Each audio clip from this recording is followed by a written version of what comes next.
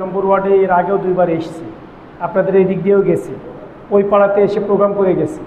মানে আমার আশাটা অব্যাহত আছে।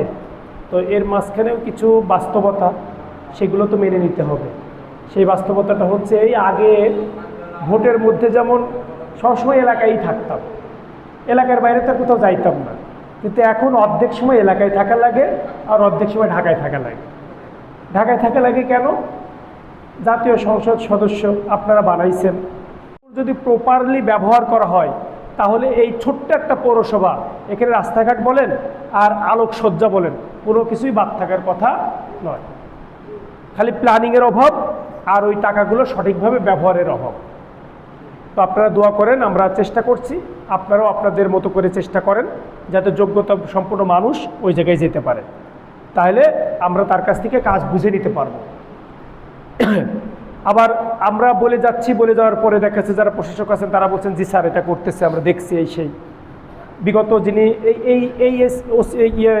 ইউনো তো নতুন এসছে, কিন্তু এর আগে যিনি ছিলেন তাকে আমি কয়েকটার বলেছি যে আপনার আলমডাঙ্গাতে পানি যে বের হয় না, রাস্তাঘাটগুলোর বেহাল দশা আপনার চোখে পড়ে না? স্যার আমরা কাজ করছি, এই রাস্তার অমুকের টেন্ডার দেওয়া আছে, সে কাজ করছে না স্যার। মানে দুনিয়ার যত অব্লিগেশন আছে সেগুলো পেশ করার চেষ্টা করেন, বিভিন্নভাবে এক্সকিউজ পেশ করার চেষ্টা করেন। আবার রাস্তাঘাট পানি নিষ্কাশনের জন্য উনি বলে গিয়েছেন যে ড্রেনেজ ব্যবস্থা করার জন্য একটা বাজেট আসবে, প্রকল্প ওনারা পাঠিয়েছেন, সেটার জন্য তদারকি একটা ভিজিলেন্স টিম এসেছিলেন, তারা দেখে গেছেন, তাদেরকে মোটামুটি ম্যানেজ করে রেখেছেন। আশা একটু ভালো করার জন্য কিছু টাকা পয়সা বরাদ্দ চেয়েছে, যদি সেটা আসে তাহলে আমার কাজ হবে এই 7, 8 নম্বর 9 নম্বর ওয়ার্ড থেকে ইনশাআল্লাহ। কারণ অন্য জায়গায় তো তারা তো ভালো কাজ করছে, এইগুলো অবহেলিত ওয়ার্ড, অবহেলিত থেকে কাজ শুরু হবে ইনশাআল্লাহ। আর বাকি ওনাদের যা আছে সেটা দিয়ে অন্যদিকে কাজ করাতে বলবো। তো সব মিলাইয়ে আমার চেষ্টা আছে, আমাদের চিন্তা আছে। খুবই অল্প সময় হলো আমরা জাস্ট এই জায়গাতে এসেছি, একটু বোঝার জন্য সময় লাগে, বুঝতেছি, চেষ্টা করছি কোন জায়গায় ঘাপলা আছে, কোন জায়গায় মানে গ্যাপ আছে, কোন জায়গায় পুকুর চুরি হয়, কোন জায়গায় সমুদ্র চুরি হয়, এগুলো জানার চেষ্টা করছি। সব জায়গায় এরকম চোরে বিভিন্ন কারখানা আছে, সেগুলো আমরা দেখার চেষ্টা করছি, বোঝার চেষ্টা করছি। ইনশাল্লাহ ওইগুলো বোঝার পরে বুঝে যাব, আমরা অলরেডি বুঝে গেছি, সেইগুলো আমরা কাজ করার জন্য যেখানে যেখানে যা বলার করার আমরা করব ইনশাল্লাহ। তো মানে আপনাদের প্রতি ধন্যবাদ জানাই, কৃতজ্ঞতা জানাই যে আপনারা আমাদের পাশে বিগত এই নির্বাচনে সবাই পাশে ছিলেন, থেকে আমাদেরকে আপনাদের সেবা করার সুযোগ দান করেছেন। আমরা মূলত এখানে উপস্থিত হয়েছি, আমরা বিশ্বাস করি আপনাদের কাছে যে দায়বদ্ধতা নিয়ে বা যে জবাবদিহিতার অনুভূতি নিয়ে আমরা নির্বাচিত হয়েছি, সেই অনুভূতি যদি আমার অন্তর থেকে সামান্য সময়ের জন্য বিলীন হয় বা আমি সেই দায়িত্ব থেকে দূরে সরে যাই, তাহলে আখেরাতে আল্লাহর কাছে আমাকে জবাবদিহিতা করতে হবে। এই অনুভূতি সবসময় আমাদের অন্তরে জাগ্রত আছে, এই জাগ্রত নিয়েই আমরা বাকি সময়টা চালাতে চাই। আপনাদের দোয়া চাই, আপনাদের সহযোগিতা চাই। আর একটু ধৈর্য সবর করেন, কারণ দীর্ঘদিন তো এইভাবে চলেছে, আমরা তো কেবল আসলাম, একটু কাজ করার সুযোগ দেন, আমরা কাজ করার সর্বোচ্চ চেষ্টা করব। যদিও আমরা বিরোধী দল, যদিও আমরা কি বিরোধী দল, তো সরকারি দল না বিরোধী দল? আমরা বিরোধী দল। আমাদের বিরোধী দল হওয়ার কারণে কিছু সমস্যা আছে, সেই সমস্যাগুলো আপনাদের একটু মাথায় রাখতে হবে, যে আমরা চাইলেই একেবারে সব কিছু বলে করে দিতে পারছি না।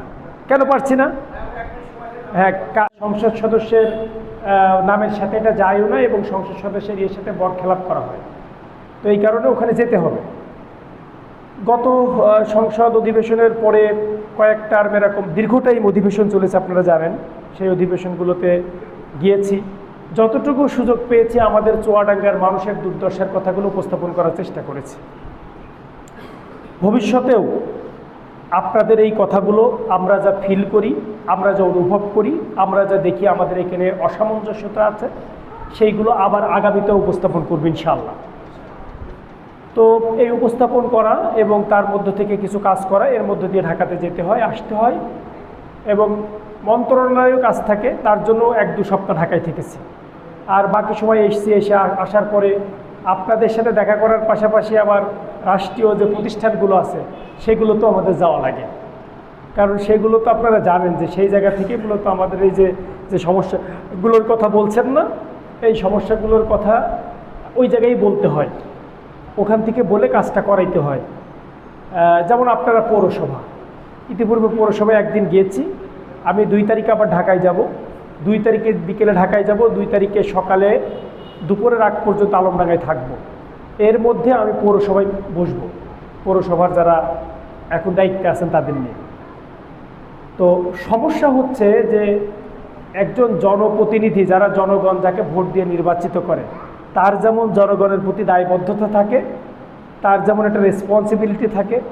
জনগণের চোখের সামনে তাকাইলে একটু মনের মধ্যে একটু লজ্জা লাগে যে না, আমার জনগণই তো আমাকে নির্বাচিত করেছেন, এর প্রতি দায়িত্ববোধ আছে। কিন্তু যারা জনগণের ভোটে নির্বাচিত না, যারা প্রশাসক হিসাবে দায়িত্বে থাকে, তাদের কিন্তু এই লজ্জাবোধ নাই, আছে। যার কারণে এই সমস্যাগুলো এত হচ্ছে, এত চোখের সামনে বিদ্যমান, তারপরও কাজ হচ্ছে না। তাহলে কীভাবে বুঝবেন লজ্জা আছে? নাই। আবার বাস্তবতা দেখেন যে আমরা পৌরসভার এই যে এবছর যত টাকা রাজস্ব আদায় হয়েছে এই যে হাট থেকে, জানেন তো আপনারা, এর আগে তো হাটে এরকম রাজস্ব আদায় হইতো না, কারণ যে কোনো একটা পক্ষ একটা ইয়ে করে নেগোসিয়েশন করে সমাধান করে নিতেন। তো যত টাকা রাজস্ব আদায় হয়েছে, এই রাজস্বর টাকাগুলোই যদি সঠিকভাবে ব্যয় করা হয়, তাহলে আলমডাঙ্গা পৌরসভার এক জায়গায় অন্ধকার থাকার কথা না। আমি মূলত 2 তারিখে ওই অন্ধকার কেন আছে এটা জানার জন্যই যাব। ঠিক আছে, আরও অনেক কথা আছে তাদের সাথে, সেগুলো বলার জন্য যাব। তো এইগুলো আমার কাজ, পৌরসভার কাজ পৌরসভার কর্মকর্তা কর্মচারীরাই করবেন, পৌরসভার নির্বাচিত মেয়র এবং কাউন্সিলররাই করবেন। তবে আমার কাজ হচ্ছে সেই কাজগুলো প্রপারলি হচ্ছে কিনা একটু তাদের ইনভেস্টিগেশন করা, একটু খোঁজ রাখা, এটা এমপির কাজ।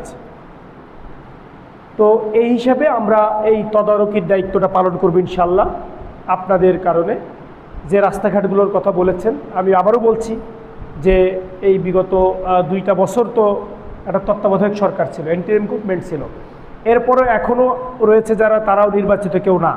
নির্বাচিত লোক থাকলে তাদের একটা আপনাদের চোখের সামনে আসলে লজ্জা লাগতো, তারা কাজ করার ব্যাপারে আগ্রহ প্রকাশ করত।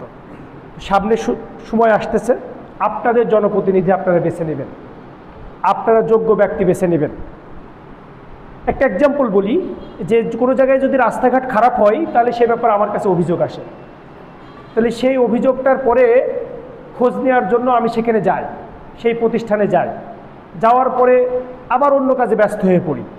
পরবর্তী তার আপডেট নেওয়ার জন্য সেই সুযোগটা আমি পাচ্ছি না, এই কারণে যে এইটা আমাদের সমস্যা হচ্ছে। তো আপনারা সামনের সকল লোকাল ইলেকশন হবে, ইউনিয়ন পরিষদ, পৌরসভা, উপজেলা, এইগুলোতে যদি জনগণের প্রতিনিধিরা নির্বাচিত হয়ে আসেন এবং যারা জনগণের কাছে দায়বদ্ধ থাকার জন্য আপনাদের কাছে মনে হবে সেরকম প্রার্থী যদি নির্বাচিত হয়ে আছেন, যারা আল্লাহর কাছে জবাবদিহিতার ভয় পোষণ করেন, এই রকমের ব্যক্তি যদি নির্বাচিত হয়ে আসে, স্টপ হইতো। কিন্তু এখন স্টপ বলার পরে ডট ডট ডট ডট করতে করতে একটু আগায় যায়, আগায় গিয়ে আবার আর একটা জায়গা আছে, সেখানে যোগাযোগ হয়। এই যোগাযোগের মধ্যে দিয়ে তাদের অবস্থান ঠিক রাখার চেষ্টা করে। কথা বুঝতে পেরেছেন? তো এই জন্য আমরা আমাদের মূলত আজকেও এক জায়গায় বলছিলাম যে দুর্নীতিটা হচ্ছে কুয়ার মধ্যে একটা পচা ইঁদুর পড়লে যেরকম হয়, ওরকম একটা পচা ইঁদুর এই বাংলাদেশের মধ্যে পড়ে আছে। এখন ওইটাকে ওই কুয়া থেকে তুলতে হবে, পুরো ইঁদুরটাকে, পচা ইঁদুরকে না টানা পর্যন্ত যতই পানি আমরা তুলি না কেন, ওই পানি ভালো পানি হবে না, বিশুদ্ধ হবে না। তো সেই জায়গা তুলতে গেলে মূলত সরকার গঠন করা প্রয়োজন, কারণ দুর্নীতিটা শুধু এখানে না, দুর্নীতিটা ওখানে।